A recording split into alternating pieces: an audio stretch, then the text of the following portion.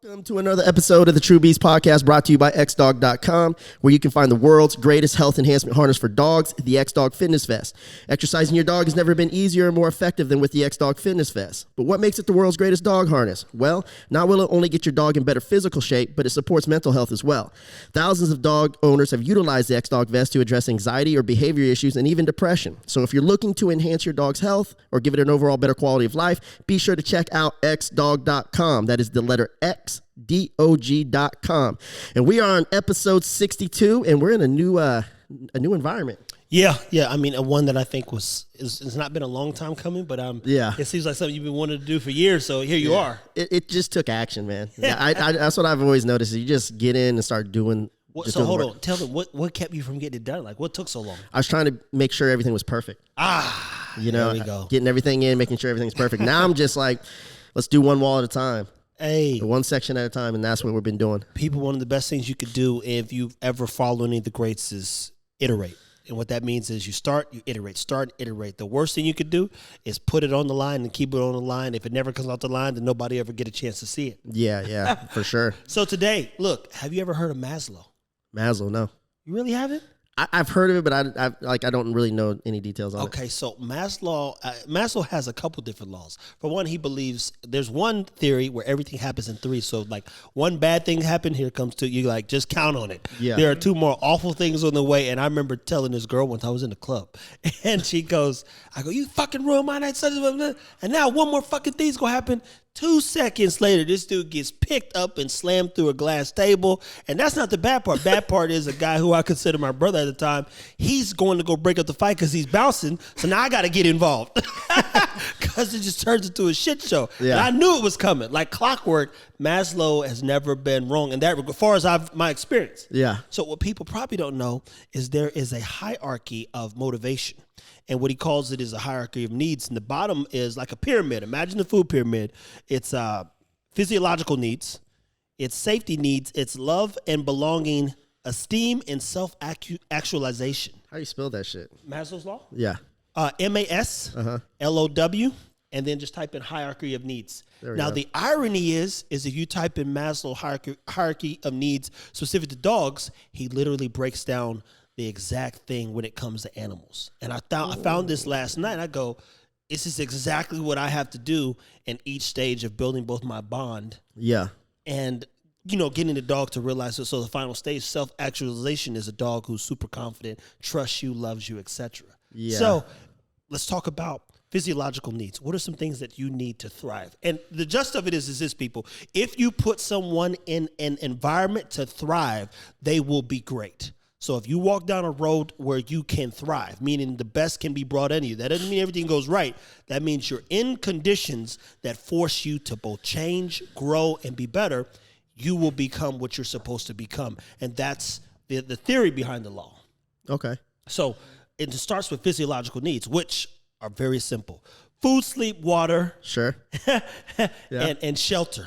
That's literally what it says. It's a fucking sick concept. 4 things, right? Well, that's 4 things just at the base of it. Yeah. That's just the base. So what are one of the things physiologically you need, running X-Dog, being a business owner, being a father, being an entrepreneur? What are the conditions? What do the conditions need to be like for you to thrive, man? Ooh. Man, that's a tough question. That's a really deep question, things to thrive. It's kind of weird because it's like, you want to have resources, you want to have opportunities, you want to have all these things, right? To just the chance to be able to do something. At the same time, like for me, I thrive best when I'm feeling like, again, my back is against the wall. So I need that type of pressure. That I thrive under that type of pressure, And so it's just I would just say, in order to thrive, you got to have good resources, right? You got to be able to take advantage, to leverage those resources, and then just the opportunity. Okay, but some people would say it sounds like that's a little chaotic. How do you manage the chaos when it's coming, or do you thrive in chaotic environments? I mean, every entrepreneur that I've ever met, it's like we create chaos because we create chaos because we're always trying to hit that next level. You know what I mean? And in order to get that next level, it's always going to be challenging. So Tell them. I mean, so when people think the next level, we talking money, we talking opportunity, we talking change. What's the next level look like realistically in an entrepreneur's life? Because, Steve Jobs one time, they said, well, what about the money? He said, I had $1 million at 21, $10 million at 25, and I was worth $100 million at 30. It was never about the money. Yeah. So his chaos was finding things that he could impact or influence, if you would, and better. Yeah. Again, like for me with the X-Dog vest, how I see X-Dog, I think it is a tool. It's the greatest dog harness ever created. So I want it to be in every household that has a dog. And until that's done, it's always going to be an uphill battle, Like I want to eliminate dog obesity, period. And so we're not even close, And so that's the next step. Put it on 100,000 dogs. Next thing, we're going to try to put it on 500,000 dogs, and then we're going to put it on 1 million dogs, and eventually our goal is to put it on 100 million dogs. Like that's just it. So we're just trying to figure out ways to get there. So for us, it's mastering channels right now: funnels, Amazon, Shopify, our website, a wholesale, going international with it, Walmart Marketplace, Chewy Marketplace. That's what we're mastering. And then, of course, retail stores. So, and people, what that translates to, a business's job is to communicate with its customers. So having access or putting the product and some even the services in some regard into each one of these channels gives everyone who goes and shops at different places the opportunity to see a chance to better their dog. And he called off a number. There's 200 million dogs that are literally strays. So and I did that. I looked up that number the other day just because a guy was concerned with some of the conditions I'm creating to test my puppy's will and their being outdoors and all this other stuff. And I go, listen, man, parvo's a real thing, but we'll be fine. We'll manage it when we get there, because a sick dog later grows up to be a super strong dog, and I'm not trying to make them sick. I'm trying to make the greatest dogs on earth. Sure. So one of the next things after physiological needs is, and I'm switching to dog. I was looking for. I was like, man, where's a dog one at? Because I have it on my computer, and I was taking notes last night. But safety. How important is it for you as a business owner to feel safe, man? What are some things that... To feel safe personally? Yeah, all that. Give them the juice. Well, as far as safety goes, like product-wise, you want to make sure, you have all the warnings and you make the product as safe as possible, whether it's on the nutritional side or the non-consumable side. And so a lot of the things that we do here at X-Dog is before a product goes out, we make sure we put all the warnings on our products. For nutrition side, we follow the guidelines, AFCO standard guidelines that are regulated, and of course the National Animal Supplement Council. I gotta ask this though, man, is the AFCO actually the fucking answer? And it's not the answer. And I'm only saying that because everybody goes, it's AFCO regulated. It's so the FDA regulates some shit. Well, okay, let me rephrase that. AFCO's minimal standards. We go above and beyond industry standards. Go. So it's big money right there in political, right? And so we have to, no matter what, you have to meet those standards. Have to. If you're gonna sell in stores, what I mean? Because the last thing you want to do is not follow their labeling guidelines, Then they'll crush you like a cockroach, as Mr. Wonderful would say. So let me go back real quick. Because I think early on you said something about mental stimulation, and when I found the dog one, it says, physiological needs, these are the most important of your dog's needs. They are basic ones your dog needs in order to survive. Air, food, water, adequate sleep, exercise, mental stimulation. Yeah. He's even put veterinary care in there. Shelter, for example. These are important. Now, shelter and the mental side, I think, is almost more important than anything else, because your dog, for one, needs to know it's a dog and then be taken care of. But the next big thing on the list, as we talked about, was safety. What are some things that make you feel safe as a human being? Because I did a post one time after, unfortunately, we had a lot of it was another shooting, right? Yeah. And I said, I don't never speak on this stuff. But then I got to thinking, I saw something on TikTok, and a guy was basically, we'll just say, shedding a few tears, and it put me in a place. I go, damn, have I ever felt safe as a man or a human being in America or in society? And I go, no. I don't think I've ever been safe. I don't think I ever will feel safe. Well, I just don't put myself in environments that are at high risk. For example, we're talking about kids out of school. Who's going there to feel unsafe? Or that's not an environment they thought they were going to be like. Oh yeah, I was thinking about that with my new son that's going to be born in September, I was like, I'm thinking either homeschooling or your private school, definitely. You know what I mean? Just because, because I mean, you look at Grant Cardone, none of his kids go to school. No. I mean, most of the rich people, they don't have that kind of. They like, we're not wasting that kind of time. Yeah, so you still want to have that balance where you got to try to develop social skills and stuff like that. But as far as like safety, you can't put yourself in those type of environments. Like I used to be at the club all the time. I used to be at the strip. You know what I mean? Like it's stupid shit. Like I feel very safe inside my building. And we are in Texas, so you can stay strapped to people. Yeah. So love and belonging. A history of trust and a strong bond with owner is important foundation. And we're talking about dogs, but all this stuff translates to us as well, because if you don't feel, I tell people like this, if you don't have a sense of self-love, then it's going to be very hard to really pour that into your dog. And I don't know about you, but I like a working dog. Yeah. And for me, that bond is so crucial. It's critical. Yeah, I think remember we used to talk about it's just so stupid when you're like, I love my dog more than I love myself. That's the stupidest saying ever. It's you know what I mean? Look, I definitely, I love myself enough. That's why that dog gets so much goddamn love. It does the dog no justice. At all. Like it's following an uncertain leader in its pack. You know what I mean? And a dog, just like your friends, associates, people at the club, they can smell uncertainty on your ass. My dog eats better than me. Why? Exactly, bro. Stupid motherfucker. I mean, and I think it's noble, to be clear. I think it's noble. You don't get any credit, but I do think it's noble for you to take. It's not though. They're lazy because I don't know if they're cooking fucking all that dog food and stuff, and they're not doing it for themselves. Exactly. It's an excuse not to invest back into themselves. It's they have a moral obligation, in my opinion. Every person has a moral obligation to become the best version of themselves. Yeah, right? But I like that Cat said that too. Cat's what I loved about his honesty on the interview. Yeah. Probably one of my favorite dog trainers so far. I'm not a dog trainer fan, by the way, people, because he's a fucking excellent dog trainer. Yeah, but he said, I'm a lazy guy. I'm a lazy trainer. Yeah. He said, so I had to get a dog that required me to get out. But you don't hear him going, but like for example, my dog. I never hear him say my dog eats better than me. No, he didn't say that. You know what I mean? It's those people who are like, yeah, my dog eats better than me, or they're vicariously living through their dogs because they feel like if they can control their dog, it takes them off their game of what they really need to focus on. Like you're fucking like you have a dog, right? You work him out. A lot of dogs, but you're working out too. Oh man, you got to run. You put the right foods in your dog body. You're putting your right foods in your body. You get can't what I'm drink saying? a bunch of Coke and be in 103-degree weather in Texas running hills. People, I'm gonna tell you that right now. People are like, why are you out there this time? Because I want to be. But if I don't drink water, trust me, the body heats up. I get a headache. There's going to be a struggle if I don't have the proper nutrition. I'm like, I haven't had red meat in goddamn almost 90 days now, and that's good. I used to eat steak twice a week. I haven't been doing a lot of things I would do because it's like, we all got to be better. We got to think like $10 million people, and I know what type of inflammation red meat causes for me. And I'm like, I'm feeling a lot better already, and I don't have those like you eat red meat like a burger or something.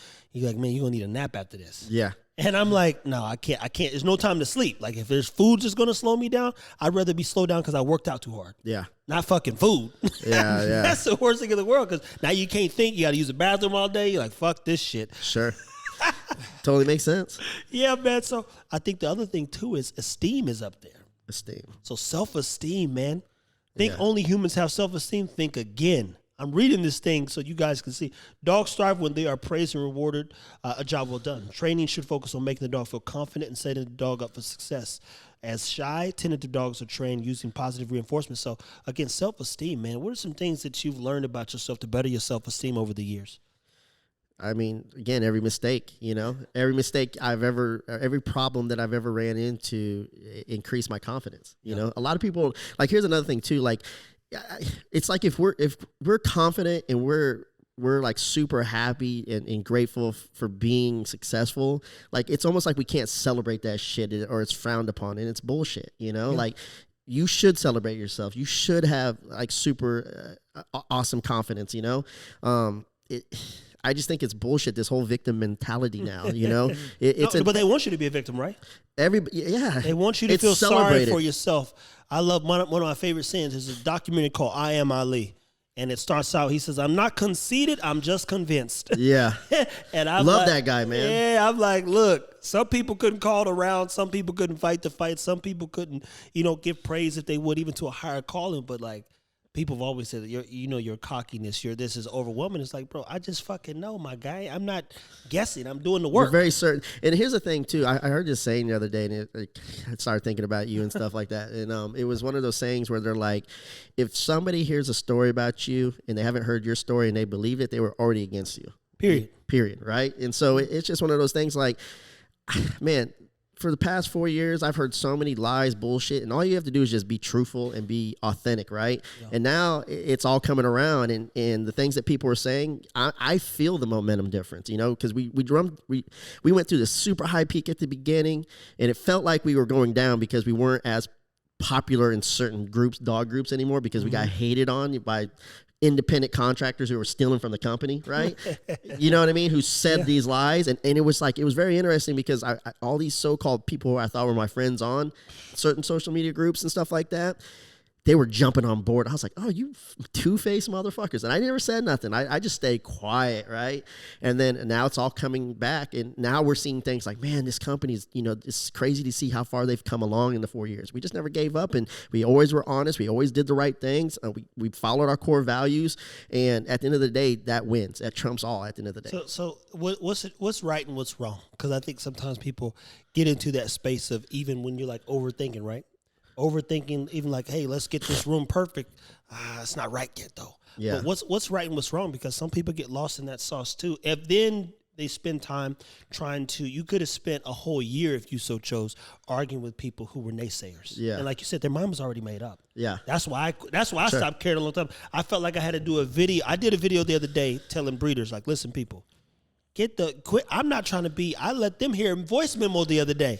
A guy tagged me in a post, and he said, hey, you're supposed to reciprocate. I said, reciprocate what? Yeah. And he said, 10 breeders trying to build an ecosystem. I said, I don't care anything about you breeders. I said, and I voiced him. I said, matter of fact, if you want, you could take me off the post, my friend. I said, I know 3 people. I'm not trying to know everybody. Yeah. My job is to be super obsessed with my dogs, super obsessed with customer acquisition, super obsessed with the business, not you breeders. I don't care what you guys are doing. It's none of my business. Yeah. I don't want to get in caught. That's a superpower. Yeah, like, bro, that's why I said you could delete me from the post. It's all voice memo. I let Stan stand, because I was telling the other Stan, I said, and Jamark, I said, guys, let me be y'all know I don't care, but I wanted to, like, nobody's around. I wanted him to know. Bro, don't hit me with that shit, bro. I don't know it. He said 15 people in the fuck post. I don't know that many fucking people. I don't want to know that many people. Yeah. I'm not even a nice guy. Well, you are. Like, the thing is that, again, people identify people who are very transparent and very truthful and just very honest as not nice people. It's bullshit. You're nice people. You're very nice because you're letting them know what the fuck is wrong, and it's their I guess option to take it or leave it, or how they emotionally want to respond to it. You know what I mean? Remember, I told you at the beginning I didn't like you for a while. I was like, fuck you, man. Like, but then I started thinking about it. I was like, well, why don't I like this guy? Well, I don't like him because he's fucking spitting truth. Do you know what I mean? And you don't want to face it sometimes. Yeah. And then now I love it. It'll save you a lot of time, people, and most importantly, save you time with yourself. If I get caught up like, oh man, I gotta post 10 breeders I know, then I could have spent an hour. Who has time for that shit? Nobody. Like, if you're doing that shit, let me tell you right now, if you're doing that shit, you're not where you're supposed to be at in life. That's how I feel. I'm like, that could have took an hour of my day trying to jump on a bandwagon. I'm like, I told him to. I said, bro, I got 100 steps written down. I'm not shooting from my hip. I'm got a fucking 100 steps written down just for fucking Instagram alone, and what I'm trying to achieve on my page. You breeders ain't gonna make or break me, my guy. You're tagging me because of stuff you've learned on my page. That's the point. It's one of those things, man, where it's like, we talk about those motivational memes that they're annoying now, but it's even like people talking about haters. Like, I don't even talk about haters anymore because I don't have, like, who has fucking time? Nobody. Like, you know what I'm saying? Like, if you're posting that, fuck all the haters and all this other shit, you're not where you're supposed to be at.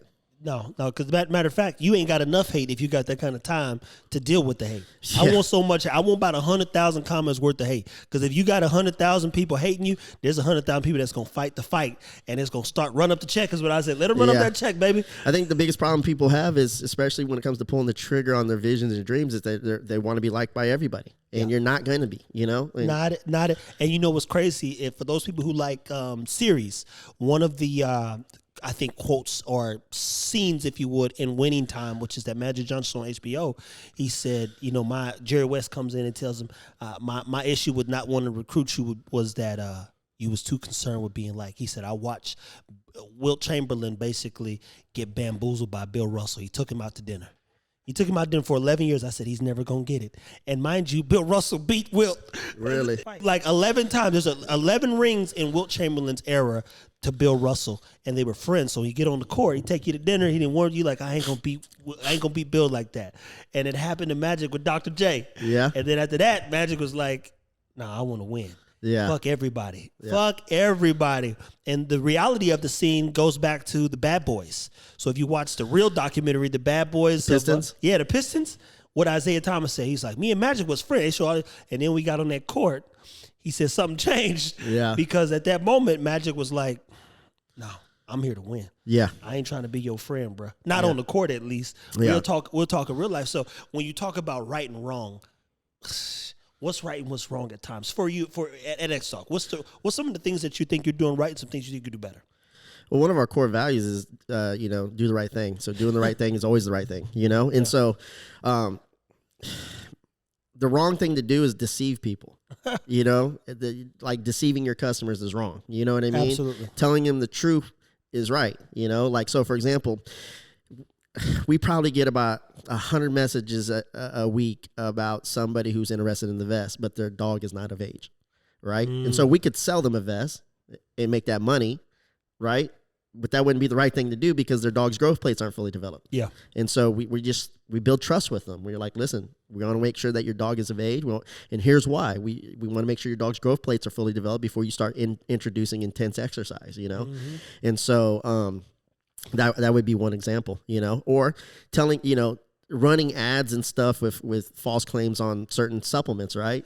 That, you know what I mean? Like there's companies that do that and we just won't do that, and selling somebody a product that they don't need, listening to them talk about, well, I'm feeding a raw diet, but I'm looking to add weight. I'm not going to sell them our protein.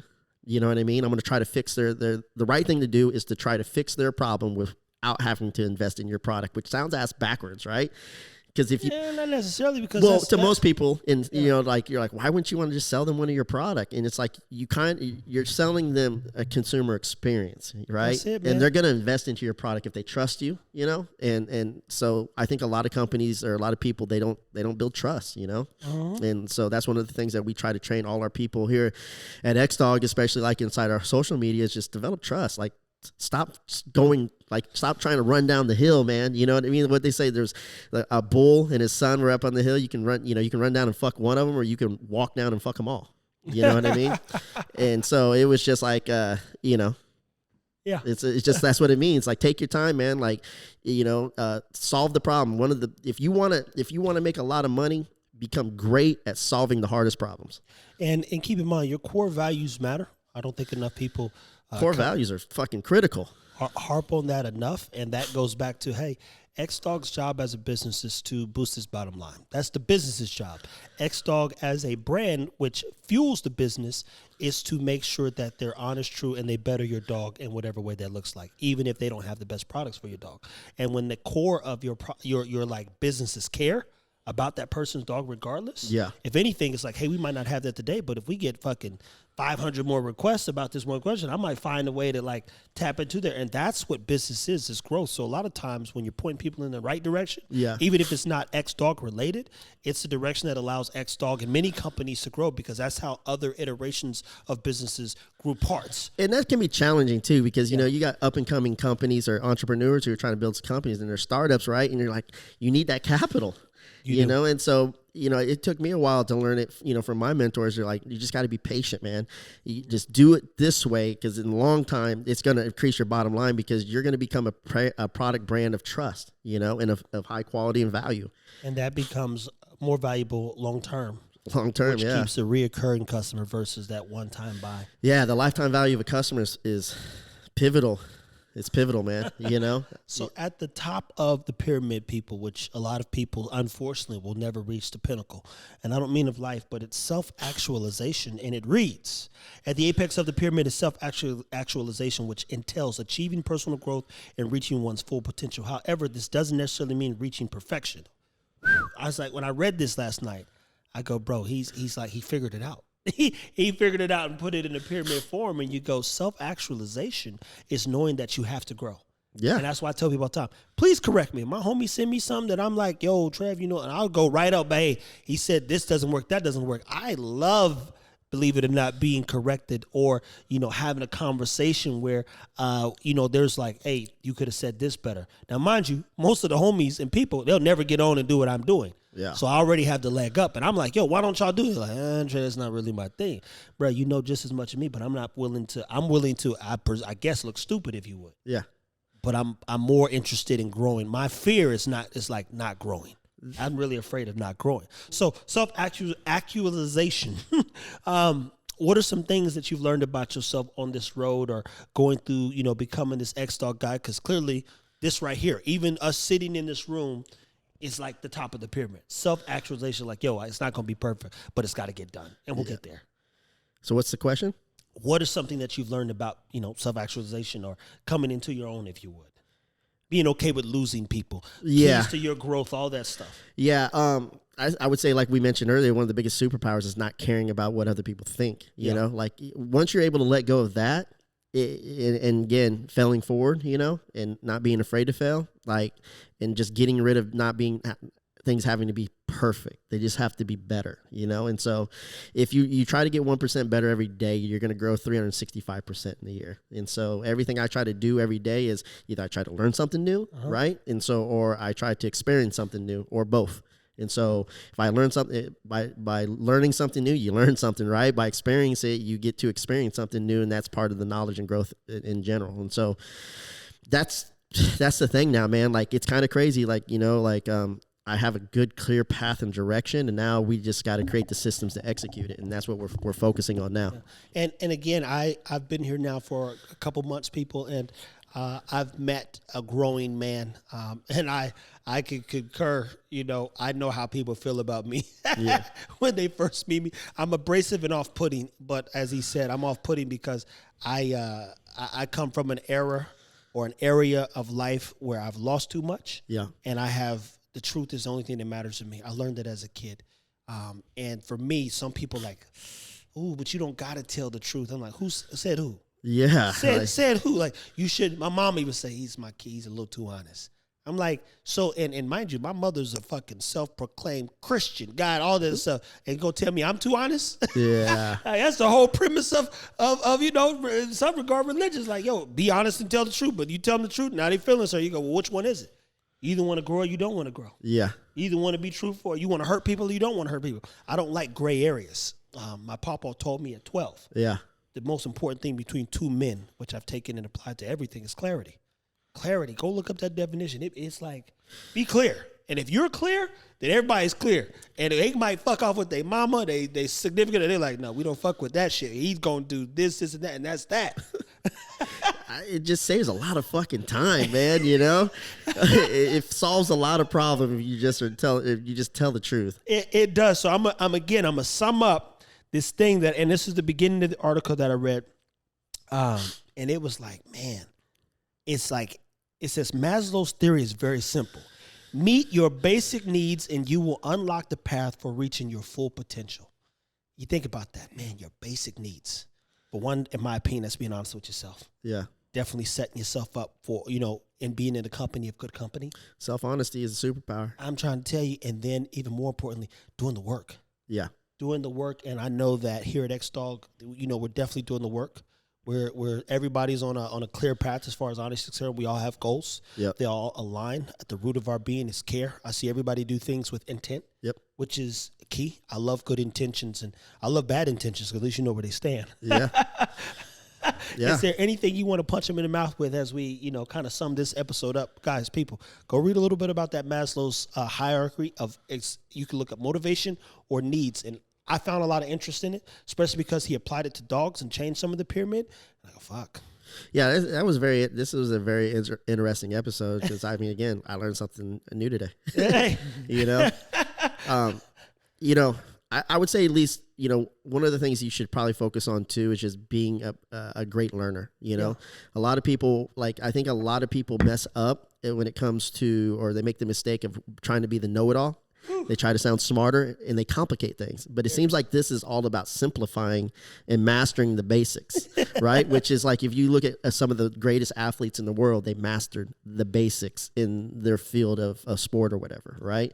And so, I think we try to complicate things and make it really complex when it's really unnecessary, and it can stunt growth. Like we talked about in other episodes, like we don't have, like, it's not, we have a dog trainer problem, but it's not a dog trainer problem as per se as how they beef with each other and methods. We have the lack of, there's probably I would say 100,000 dogs per every one dog trainer. Why are you guys even fighting over nothing, like fighting over nothing when you could be focusing on solving problems?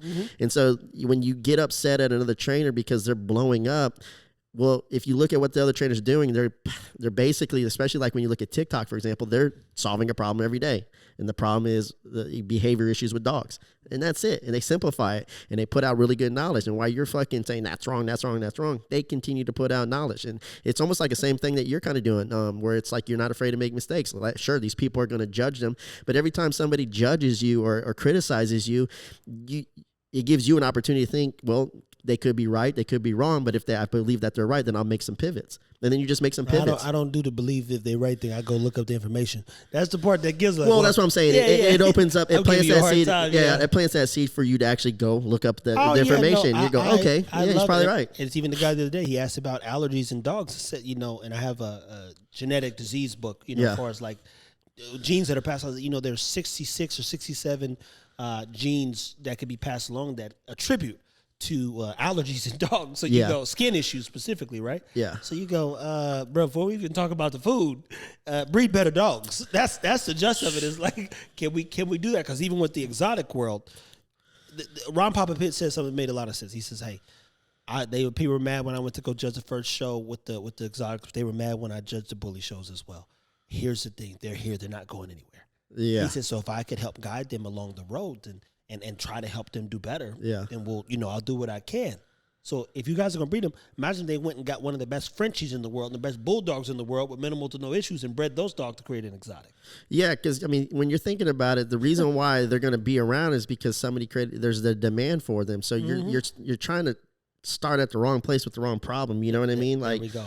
And so that's a great saying what he said. At the end of the day, that's the people are good. If they see you grow, they're going to want to try to stop you. That's just normal, Exactly. And keep in mind, there's quite a few breeds in the AKC, and I'm sure as new breeds came about, other people were disturbed, perturbed, a little hostile about those breeds, and it could have been a fucking. Is the American Bully in AKC? No, it's not.